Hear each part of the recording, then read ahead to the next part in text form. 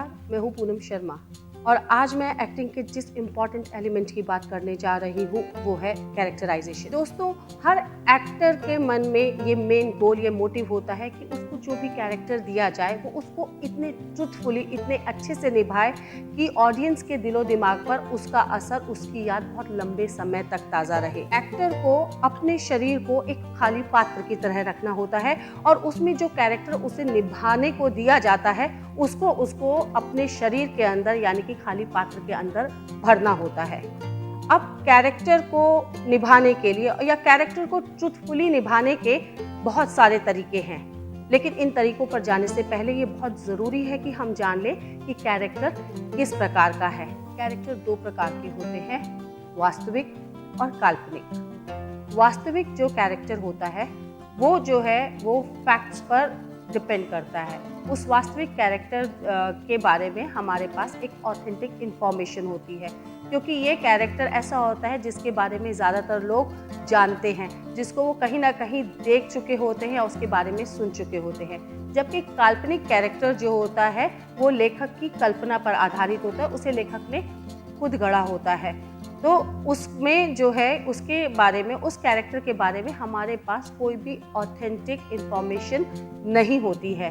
तो कैरेक्टर्स किस टाइप के हैं, किसी भी कैरेक्टराइजेशन के शुरू करने से पहले एक एक्टर के लिए बहुत ज़रूरी है कि वो जान ले कि कैरेक्टर किस प्रकार का है और उसके बाद ही उस पर काम करना वो शुरू करे। कैरेक्टर को जानने के बाद वो फिर उसके ऊपर बहुत सारे तरीकों से काम कर सकता है। पहला तो वो ये जाने कि कैरेक्टर के उसके फिजिकल एस्पेक्ट्स को जाने, फिर उसके साइकोलॉजिकल एस्पेक्ट्स को जाने। तो किसी भी काम को करने से पहले उसका जो ऑब्जेक्टिव है उस काम को करने का, उस कैरेक्टर का या उस गोल को पाने का जो उस कैरेक्टर का जो ऑब्जेक्टिव है उसको भी जानना एक एक्टर के लिए बहुत ज़रूरी है। तो ये कुछ छोटी छोटी चीज़ें हैं जिनके बारे में एक एक्टर स्क्रिप्ट से पता कर सकता है। तो ये तो हो गया उसका कैरेक्टर के बारे में थ्योरी वर्क। अब हम प्रैक्टिकल ग्राउंड पर आते हैं। प्रैक्टिकल ग्राउंड पर आकर आप एक कैरेक्टर की तैयारी किस तरीके से करते हैं। कुछ लोग जो कैरेक्टर है उसको निभाने के लिए एक टेक्निक अपनाते हैं जिसको कहते हैं कि खुद को कैरेक्टर में उतार देना, और कुछ एक्टर्स जो हैं वो दूसरी टेक्निक को अपनाते हैं जिसको कहते हैं कैरेक्टर को अपने में उतार लेना। एक टेक्निक हर एक टाइप के कैरेक्टर पर नहीं अप्लाई करती है।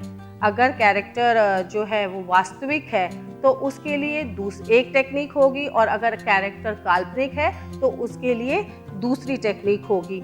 सो कैरेक्टर के टाइप पर डिपेंड करता है कि एक एक्टर जो है उस कैरेक्टर को डेवलप करने के लिए, एक चरित्र की रचना प्रक्रिया के लिए कौन सी टेक्निक या कौन सी नीति को अपनाता है। याद रखिए, जैसा कि मैंने पहले कहा था, एक जो एक्टर है वो पात्र की तरह होना चाहिए, लेकिन क्या एक कैरेक्टर को एक एक्टर की बॉडी या एक्टर के मन में लाना उतना ही आसान है जितना कि एक खाली बर्तन को किसी चीज़ से भरना होता है? नहीं।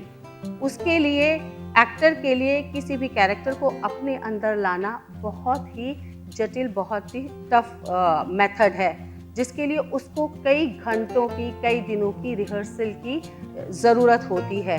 सबसे बड़ी बात है कि जो कैरेक्टर है वो एक अलग पर्सनैलिटी है और एक एक्टर जो है एक अलग पर्सनैलिटी है। दोनों के बीच में कन्फ्रंटेशन होता है। अक्सर ये होता है कि एक्टर जो है ये जानने की कोशिश नहीं करता कि वो खुद कैसा है, लेकिन उसको हमेशा इस बात की चिंता रहती है कि उसको जो कैरेक्टर दिया गया है कैसे उसको अपने अंदर बैठाए। यहीं पे आकर उसकी सारी ब्लॉकेज, सारे हर्डल्स स्टार्ट होते हैं। तो एक एक्टर के लिए बहुत ज़रूरी होता है कि वो किसी भी कैरेक्टर पर काम करने से पहले ये जाने कि वो खुद कैसा है, उसकी खुद की पर्सनालिटी कैसी है। तभी वो जो एक कैरेक्टर और खुद के पर्सनालिटी के बीच का जो कॉन्फ्लिक्ट है उसको समझ पाएगा। अब इस कॉन्फ्लिक्ट से कैसे निपटा जाए? क्या आप अगर उस कोशिश में आप कामयाब नहीं हो रहे तो क्या आप अपने कदम पीछे हटा लें? नहीं, हरगिज़ नहीं। आप उन कॉन्फ्लिक्ट्स को, उन डिफरेंसेस को अच्छी तरीके से समझिए और उसको कॉन्फ्रंट कीजिए। कॉन्फ्रंटेशन जो है हर गेम का एक पार्ट है, and believe me, acting is also a game. जैसे आपके हर गेम में दूसरी टीम को हम कन्फ्रंट करते हैं और उस पर जीत पाने की कोशिश करते हैं, उसी तरीके से कैरेक्टर और अपने बीच के कॉन्फ्लिक्ट को समझकर उस पर भी जीत पाने की कोशिश करनी चाहिए। लेकिन याद रखिए, कैरेक्टर आपका दुश्मन नहीं है और ना ही आपका दोस्त है, वो आपके लिए एक क्रिएटिव चैलेंज है।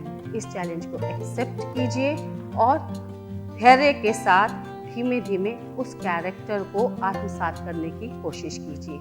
तो ये थी कुछ जानकारियाँ कैरेक्टराइजेशन की। आपसे हम फिर कुछ एक्टिंग के इम्पॉर्टेंट एलिमेंट्स को लेकर मुलाकात करते रहेंगे। तब तक के लिए अलविदा।